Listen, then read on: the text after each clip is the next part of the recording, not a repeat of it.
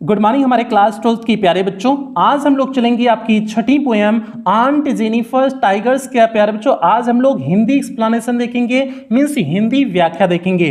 आज प्यारे बच्चों इसकी एक एक वर्ड की मीनिंग बताते हुए आज हम लोग विस्तार से इस पोएम का हिंदी एक्सप्लेनेशन देखेंगे। और इस पोएम की आपकी पोएट्री सेक्शन की प्यारे बच्चों अंतिम पोएम है, ये आपकी लास्ट पोएम है। इसके पहले 5 पोएम पूरी तरह से कंप्लीट हो चुकी है। आज हम लोग अंतिम पोएम शुरू करेंगे। आज हम लोग अंतिम पोएम का हिंदी एक्सप्लेनेशन देखेंगे। प्यारे बच्चों आज है 15 जुलाई। आज आपकी डेट कितनी है? 15 जुलाई है। 15 जुलाई तक अभी क्या क्या चीजें हो चुकी हैं आपकी, क्योंकि क्लासें अप्रैल से ही चल रही हैं। सेशन आपका अप्रैल से चल रहा है, अप्रैल से आपकी सारी क्लासें चल रही हैं। आज आपका 15 जुलाई है। 15 जुलाई तक क्या क्या चीजें प्यारे बच्चों हो चुकी हैं। अभी तक आपका प्रोज का 5 चैप्टर कंप्लीट हो चुका है। पोएट्री में आपकी 5 पोएम पूरी तरह से कंप्लीट हो गई है। आज छठी पोएम, आपकी छठी और अंतिम पोएम आज शुरू हो जाएगी। इसके साथ साथ प्यारे बच्चों विस्तार का आपका 3 चैप्टर कंप्लीट हो चुका है। मीन्स आज 15 जुलाई तक आपका 5 चैप्टर प्रोज कंप्लीट हुआ है और 5 पोएम आपकी कंप्लीट हुई है। लास्ट पोएम आज शुरू हो जाएगी। इसके साथ साथ विस्तार का प्यारे बच्चों 3 चैप्टर कंप्लीट हुआ है। तो यदि आपका कुछ भी छूटा हुआ है तो आप चैनल की प्लेलिस्ट में जाइए। चैनल की प्लेलिस्ट में जाएंगे तो आपकी अपनी प्लेलिस्ट बनी है, UP board class 12 English new syllabus करके आपकी अपनी प्लेलिस्ट बनी है प्यारे बच्चों। उसमें से जाकर के आपका जहां से भी छूटा हुआ है आप वहां से जो है क्लासों को अटेंड कर सकते हैं, क्योंकि एक सीरियल वाइज सारी क्लासें लगी हुई हैं। एक सीरियल वाइज प्यारे बच्चों पहली क्लास से लेकर के अब तक जितनी क्लासें हुई हैं एक सीरियल वाइज सारी क्लासें जो है आपकी प्लेलिस्ट में लगी है। तो प्लेलिस्ट कौन सी है? UP board class 12 English new syllabus करके प्लेलिस्ट बनी है प्यारे बच्चों। तो उसमें जाकर के आप लोग कवर कर सकते हैं जो कुछ भी आपका छोटा हुआ है। तो जल्दी से आज हम लोग अपने टॉपिक पे आ जाते हैं। आज की टॉपिक क्या है? आंट जेनिफर टाइगर्स है प्यारे बच्चों। आज हम लोग पहले इसकी हिंदी एक्सप्लेनेशन, और हिंदी एक्सप्लेनेशन पे जानने से पहले इसका 1 मिनट का समरी जान जाओ। इसकी समरी जान जाओगे तो एकदम बढ़िया से समझ जाओगे कि इसके जब स्टैंजा पे चलेंगे, इसके स्टैंजा पे चलेंगे तो आपको अच्छे ढंग से समझ में आएगी। इसकी समरी क्या है प्यारे बच्चों? इसमें जो है आंट जेनिफर एडीन रीड जो है इसकी जो पोएटिस हैं, जो कवित्री हैं, वो एक स्त्री की दशा को बताने की कोशिश कर रही हैं। एक स्त्री की दशा क्या बताने की कोशिश कर रही हैं? किस प्रकार जो है शादी के बंधन में बंधने के बाद उनकी फ्रीडम किस तरह से छिन जाती है। क्योंकि एक स्त्री की जब शादी हो जाएगी तो शादी के बाद वह पति के अनुसार चेंज होगी, पति के घर वाले के अनुसार चेंज होती है। इतने सारे बंधन हो जाते हैं, एक मत करो वो मत करो, इतने सारे बंधन हो जाते हैं। उन सभी बंधनों तले वो किस तरह से दब जाती है, तो उसकी कंडीशन क्या होती है, उसकी फ्रीडम किस प्रकार से जो है छिन जाती है। सारी चीज़ों को इस पोएम में बेहतरीन ढंग से प्यारे बच्चों दिखाया गया है। ये आज की पोएम बहुत बेहतरीन होने वाली है प्यारे बच्चों। आपको पढ़ने में भी मजा आएगा, मुझे पढ़ाने में भी इस पोएम को मजा आएगा प्यारे बच्चों। ये ऐसी पोएम है। और दूसरी बात आपको समझ नहीं आ रहा होगा कि सर जी, आप ये सोच रहे होंगे कि सर जी शादी वादी के बारे में बात कर रहे हैं, बंधन वंधन के बारे में कुछ बात कर रहे हैं, लेकिन ये तो जो है जो इसका टाइटल है चैप्टर का आंट जेनिफर टाइगर्स, इसका जो टाइटल है टाइगर जो है, टाइगर के बारे में बातें नहीं की सर जी। तो भैया इसका टाइटल जो कैसे पड़ा हुआ है, यहाँ पर जो आंट जेनिफर हैं वो क्या कर रही हैं? एम्ब्रॉयडरी कर रही हैं। एम्ब्रॉयडरी मीन्स होता है कढ़ाई करना। वे एक पर्दे पे कढ़ाई कर रही हैं और उस कढ़ाई पे क्या बना रही हैं? वो बाघों को बना रही हैं, मीन्स टाइगर को बना रही हैं। और टाइगर को इसलिए बना रही हैं क्योंकि टाइगर क्या होता है? एकदम फ्री होता है, ये फ्री एनिमल है, मीन्स एकदम स्वतंत्र जानवर है। ये किसी से नहीं डरता है, एकदम फ्री रहता है। इसका कोई जो है इससे कोई डर नहीं होता है, हमेशा उछलता कूदता जहां मन में आए वहां जाता रहता है।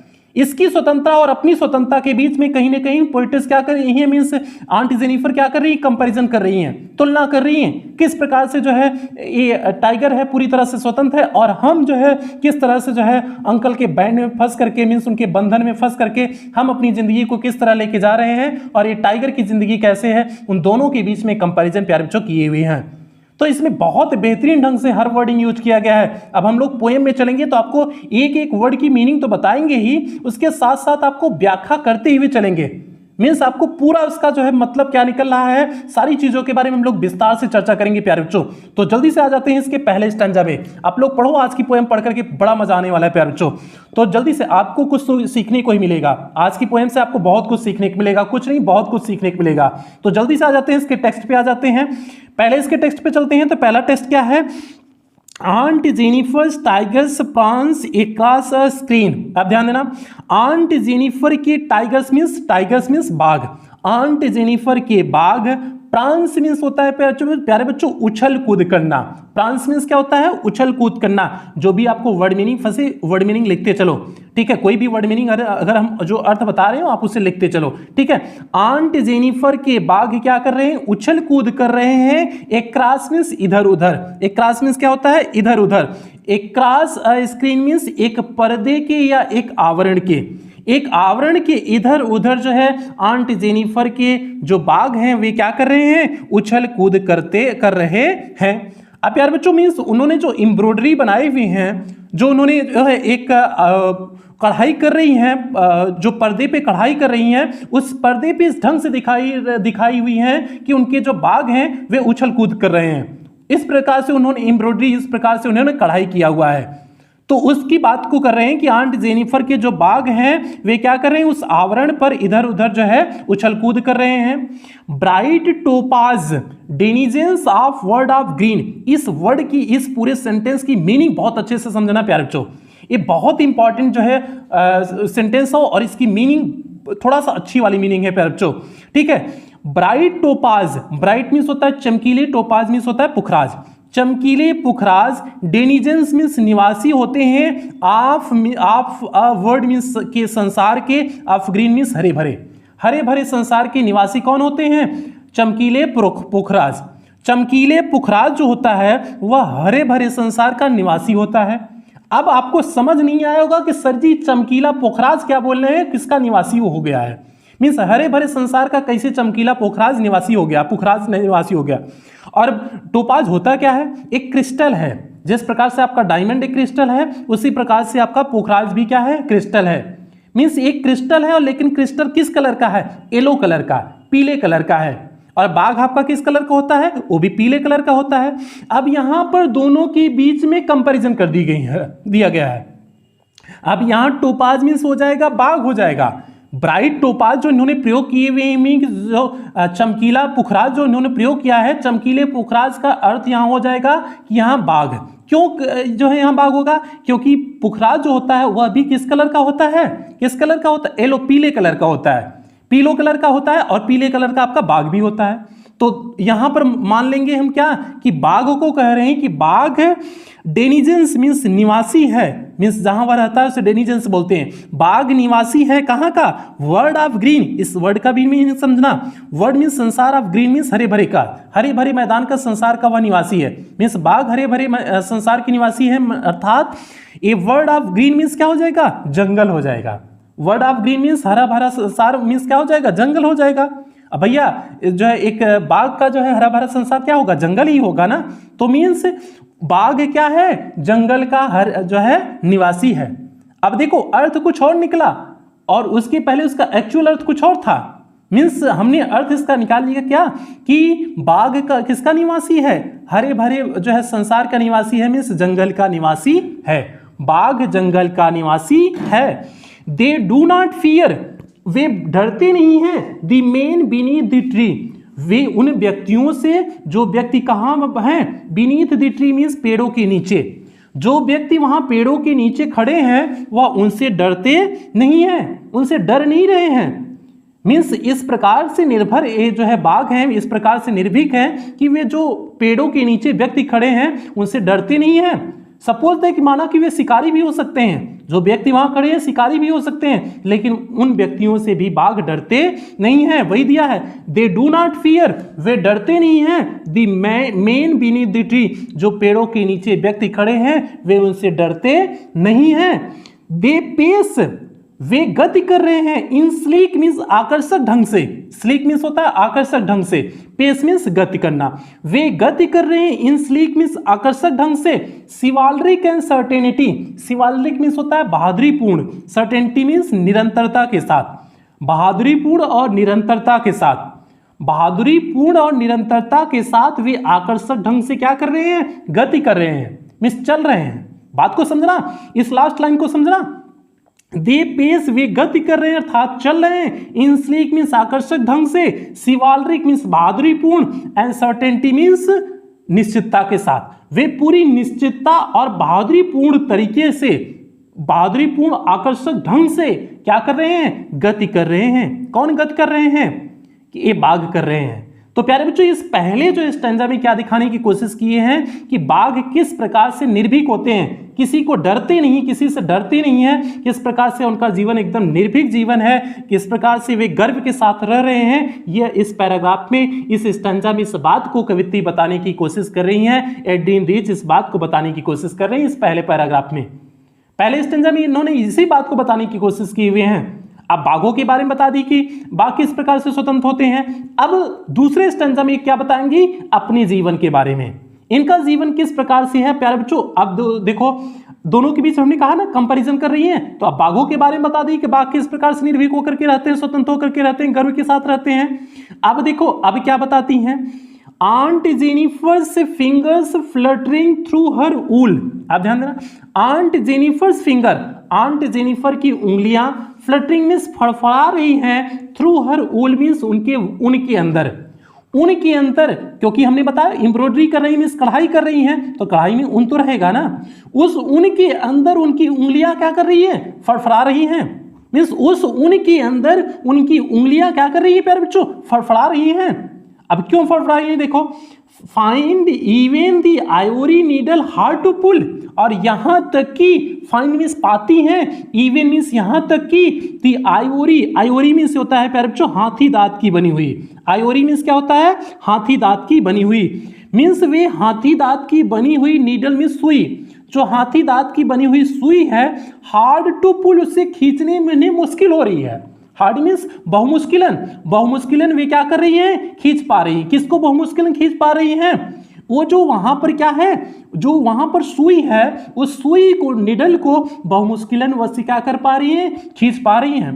वही कह रहे हैं, find even the Ivory means यहां तक कि वे पाती हैं, आइवरी मीन्स क्या होता है, हाथी के दांत की बनी हुई जो निडल है, सुई है, हार्ड टू पुल, उससे खींचने में उन्हें क्या हो रही है, मुश्किल हो रही है। मीन्स उस हाथी के दांत की बनी हुई नीडल को खींचने में भी उन्हें मुश्किल हो रही है। अब यहां तो ये बात हो जाएगी कि हाथी के दांत का बना हुआ जो सुई है, सुई तो एकदम पतला होता है, उन्हें खींचने में उसे क्यों मुश्किल हो रही है। अब भैया इतनी पतली से सुई को खींचने में किसे मुश्किल हो सकती है, लेकिन इन्हें दिक्कत हो रही है। अब बात समझो, अगर दिक्कत हो रही है तो उसके पीछे रीजन होगा, शारीरिक रूप से तो नहीं रीजन हो सकता है, हो सकता है वो मेंटल रूप से परेशान हो, क्योंकि शरीर तो इतनी कमजोर नहीं है कि सुई खींचने में दिक्कत हो। अब देखो, the massive weight of uncles wedding band, the massive weights of uncles wedding band sits heavily upon aunt Jennifer's hand. इन दोनों लाइनों का अर्थ समझना, द मैसिव वेट मीन्स जो मैसिव होता है भारी भरकम, जो भारी भरकम भार है, वेट मीन्स भार है, जो भारी भरकम भार है, of uncles wedding means uncle के शादी के बंधन का, बैंड मीन्स बंधन, मीन्स अंकल के शादी के बंधन का जो भारी भार है, सिट्स बैठा हुआ है, हैवीली मीन्स भारी रूप से, अपॉन आंट जेनिफर्स हैंड, किसके, आंट जेनिफर के हाथों पर, आंट जेनिफर के हाथों पर वह शादी का अत्यधिक भार क्या पड़ रहा है, पड़ रहा है, मीन्स वह भारी पड़ रहा है, मीन्स आंट जेनिफर के हाथों पर शादी का बंधन का जो भार था वह भारी पड़ रहा है। अब कौन सा शादी के बंधन का भार हाथों पे पड़ गया है, शादी का बंधन तो जो है कहीं और से होता है, दिल से रिश्ता होता है, लेकिन हाथों पे बंधन क्यों आ गया है भैया। जब इंगेजमेंट करते हैं, जब शादी विदेश उदेश में करते हैं, तो ये बताओ वहाँ तो जो है क्या नहीं पहनाएंगे, मंगलसूत्र तो पहनाएंगे नहीं, क्योंकि राइटर इसकी कहाँ है, एडीन रीच हैं, जो कहाँ की रहने वाली हैं, यूएसए की रहने वाली हैं, अमेरिका की रहने वाली हैं, तो अमेरिका में तो मंगलसूत्र पहनाना ही जाता होगा, तो वहाँ क्या होता है, हाथों से ही बंधन बनता है, क्योंकि फिंगर में रिंग पहनाएंगे तभी तो शादी होगी, रिंग पहना करके। तो पूरा शादी का दारोमदार किस पे आ गया, उस रिंग पे आ गया ना, उस अंगूठी पे आ गया पूरा दारोमदार ना। तो उसी बात को वह कह रही हैं कि वह उस अंगूठी की वजह से उस पर पूरा उनका भार आ गया है, इसलिए वजह है वह महसूस कर रही हैं कि उनका जो है पूरा शादी का बंधन का भार उसी हाथ पे आ गया है, इसीलिए उनका सुई खींचना भी क्या हो रहा है, मुश्किल हो रहा है। तो प्यारे बच्चों इस पैराग्राफ में जो है उन्होंने अपनी कंडीशन को दिखाया हुआ है, आंट जेनिफर अपनी कंडीशन को इसमें दिखाए हैं इस पैराग्राफ में, और अगले पैराग्राफ जो पहला पैराग्राफ था, पहला स्टैंजा था, उसमें बाकी कंडीशन को दिखाई। मीन्स इनकी दयनीय बंधन में आने के बाद इनकी दयनीय स्थिति कैसी हो गई, किस प्रकार से आंट जो है अंकल के साथ इनकी शादी होने के बाद किस प्रकार से एक सुई भी खींचना इनके लिए मुश्किल हो जा रहा है मीन्स बंधन में, क्योंकि हो सकता हो ये अपनी शादी से खुश ना हो, क्योंकि इतना जो है फरमाइशें हो जाती हैं, लोगों की इतनी एक्सपेक्टेशन हो जाती हैं, लोग इतना दबा के रखने की कोशिश पत्नी को करते हैं कि जो है वो बंधन कहीं ना कहीं भारी बन जाता है, फ्रीडम पूरी तरह से छिन जाती है। उसी के बारे में इस पोएम में बात की हुई है। कहीं ना कहीं एक्चुअल सही भी बात है। लोग पत्नी कम जो है उससे अपनी नौकरानी ज़्यादा समझने लगते हैं, पत्नी कम नौकरानी ज़्यादा समझने लगते हैं। और जहाँ जब ये बात आ जाती है पत्नी कम नौकरानी ज़्यादा, तो समझो रिश्ता चलने वाला नहीं है। अगर चलने वाला भी है तो सामने वाला एकदम दब के रहेगा। तो इसलिए ऐसे रिश्ता नहीं होने चाहिए। तो आंट जेनिफर देखो किस प्रकार से एकदम बेहतरीन पोएम है प्यारे बच्चों, तो एकदम बेहतरीन सटीक पोएम है। तो प्यारे बच्चों दूसरे पैराग्राफ में ये चीजें हो गई, एक एक वर्ड की मीनिंग लिखते चलना आप जो फंसे आपको। ये देखिए आपका टाइगर हो गया। अब हम लोग आगे बढ़ते हैं तीसरे पैराग्राफ में। तीसरा पैराग्राफ देखते हैं प्यारे बच्चों क्या, थर्ड पैराग्राफ, थर्ड स्टेंजा क्या है, इसे जल्दी से हम लोग देख लेते हैं। वेन आंट इज डेड, जब क्या होंगी, जब आंट मर जाएंगी, मीन्स जब आंट मर जाएंगी। हर टेरिफाइड हैंड्स, टेरिफाइड मीन्स प्यारे बच्चों होता है भयांकित, मीन्स भय से आतंकित, भयांकित या आतंकित। हर टेरिफाइड हैंड्स, उनका आतंकित हाथ, मीन्स डरा हुआ हाथ। विल लाई मीन्स पड़ा हुआ होगा। स्टील रिंग्ड मीन्स अभी भी हाथों में क्या होगी, अंगूठी होगी। रिंग्ड मीन्स अंगूठी होगी, मीन्स बंधन में बंधी हुई होंगी, मीन्स मरने के बाद भी उनके हाथों में क्या होगी, अंगूठी होगी। विथ आर्डिल्स, और उस अंगूठी से बहुत मुझे दर्द होगा। आर्डिल्स मीन्स होता है कष्ट देना, कष्ट देना हो कह सकते हो, या फिर अग्नि परीक्षा लेना। वह अंगूठी अभी भी उनकी क्या कर रही होगी, अग्नि परीक्षा ले रही होगी। मीन्स अभी भी उन्हें कहा जाएगी कि भैया तुम शादी के बंधन में बंधी हुई हो, पति के अनुसार सब कुछ करना पड़ेगा। अभी भी वे उस बंधन में क्या हुई हैं, बंधी हुई हैं। वही कह रही, हर टेरिफाइड हैंड्स, उनका भयांकृत या फिर आतंकित हाथ। विल लाई पड़ा होगा। स्टील रिंग्ड, अभी भी उसमें अंगूठी पड़ी हुई होगी। विथ आर्डिल्स, जो उनकी क्या ले रही होगी, उनकी परीक्षा ले रही होगी, या फिर उनका उस अंगूठी से कट अनुभव है। आर्डिल्स मीन्स अग्नि परीक्षा भी कह सकते हो, कट अनुभव कह सकते हो, खराब अनुभव भी कह सकते हो, कुछ भी कह सकते हो। मीन्स वो अंगूठी अभी भी मरने के बाद भी उनके हाथों में पड़ी होगी और उनकी अग्नि परीक्षा ले रही होगी। And she was mastered by, और वे क्या कर रही होंगी, mastered by. Mastered by means उन पे प्रभुत्व जमाया गया है, अभी भी वे अधीन हैं, गुलाम हैं। सी वाज मास्टर्ड बाई, वे अभी भी क्या है, गुलाम बनी हुई हैं। मीन्स उस अंगूठी से अभी भी वे गुलाम बनी हुई हैं। मीन्स क्या हो जाएगा, उस अंगूठी के द्वारा मरने के बाद उनका भयांकित मीन्स जो भय से हाथ है, मीन्स भयांकित मीन्स आतंकित, जो डरा हुआ हाथ है जिसमें अंगूठी पहनी हुई है। मीन्स अंगूठी पहने हुए, वह अंगूठी उनकी किसकी निशानी है, उनके क्या है, मास्टर्ड बाई। मास्टर मीन्स उनके अधीन होना, मीन्स पति के अधीन को भी दिखा रहा है। वे अभी भी पति के अधीन है, इस बात को दिखा रहा है। मीन्स एक तरह से उनकी गुलामी को दिखा रहा है। मीन्स मरने के बाद भी अभी उनकी गुलामी नहीं गई है। वही इस बात को कह रही है कि वह अंगूठी पहने हुए जिससे उन्हें गुलाम बनाया गया है, वे मरने के बाद भी वह भारी अंगूठी पहनी हुई है जिससे उन्हें क्या किया गया है, गुलाम बनाया गया है। मास्टर्ड मीन्स होता है अपना प्रभुत्व किसी पर स्थापित करना। तो यहाँ प्रभुत्व किस पे स्थापित किया गया है, अपनी पत्नी पे, मीन्स जेनिफर पे अंकल ने स्थापित किया हुआ है। तो मरने के बाद की भी बात कर रही हैं। अब आगे देखो, दी टाइगर्स, लेकिन जो बाघ हैं, इन दी पैनल, पैनल मीन्स प्यारे बच्चों क्या होता है, पैनल जो उन्होंने कढ़ाई किया हुआ है, जो स्क्रीन है, जो पर्दा है, उसे कह सकते हो जिससे उन्होंने कढ़ाई किया हुआ है। दी टाइगर्स इन दी पैनल, लेकिन जो बाघ हैं वे जो है किस पे, पैनल पर। पैनल मीन्स पर्दे पर। दैट सी मेड, जो उन्होंने बनाया हुआ है। जो बाघ हैं, जो उन्होंने पर्दे पे बाघ बनाया हुआ है, विल गो ऑन प्रांसिंग, वे अभी भी क्या कर रहे होंगे, उछल कूद कर रहे होंगे। प्राउड मीन्स पूरे गर्व के साथ। एंड अनअफ्रेड, और बिना डरे हुए। अनअफ्रेड मीन्स बिना डरे हुए, और पूरे जो है वे गर्व के साथ बिना डरे हुए वे क्या कर रहे होंगे, उछल कूद कर रहे होंगे।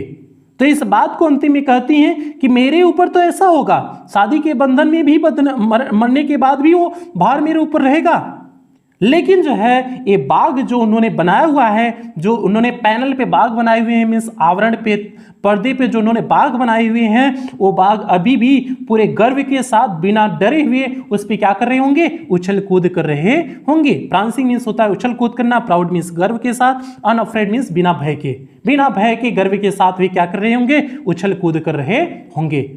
प्यारे बच्चों, इससे विस्तार से इससे बेहतरीन कोई नहीं बता सकता जितना बेहतरीन एक एक वर्ड की मीनिंग हमने बताया हुआ है आपको।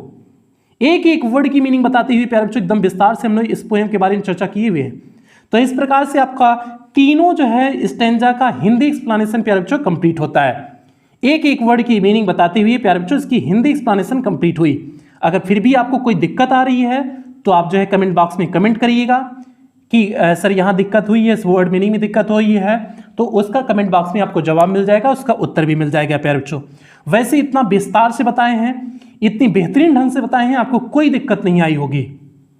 तो प्यारे बच्चों अगर कोई दिक्कत नहीं आई हो तो अगर आप चैनल पे पहली बार आए हैं, चैनल को सब्सक्राइब कर लें, वीडियो को लाइक कर दें और क्लास 12 के सभी बच्चों में शेयर और करेंगे। प्यारे बच्चों इतनी मेहनत हम आपके लिए करते हैं, तो आपसे बस इतनी सी उम्मीद रखते हैं कि क्लास 12 के सभी बच्चों में वीडियो को पहुंचा दोगे, सभी बच्चों में वीडियो को पहुंचाओगे। प्यारे बच्चों ये आपकी जिम्मेदारी है।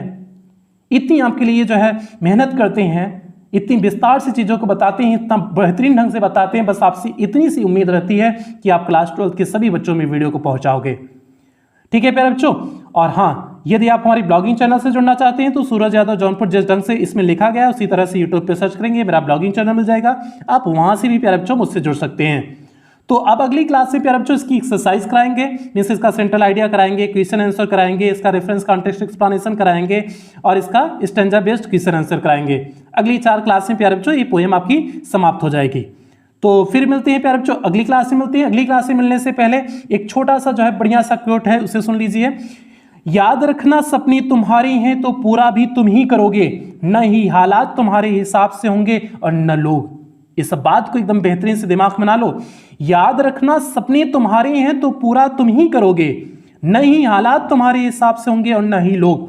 तो आप लोगों के ऊपर न डिपेंड रहिए कि आपकी जो है अनुसार फेवरेबल कंडीशन आएगी तब आप पढ़ोगे। आप जिस कंडीशन में हो, चाहे गरीबी की कंडीशन में हो, अमीरी की कंडीशन में हो, आपको पढ़ने का मौका मिल रहा है, नहीं मिल रहा है, कोई भी आपके साथ कंडीशन हो, आप उस कंडीशन में आप अपनी पढ़ाई को जारी रखो प्यारे बच्चों, तभी आप पढ़ पाओगे। ऐसे लापरवाही के साथ, बिना जो है एम के साथ बहाने बनाओगे तो पढ़ नहीं पाओगे। तो इसलिए इस लाइन को याद रखना प्यारे बच्चों।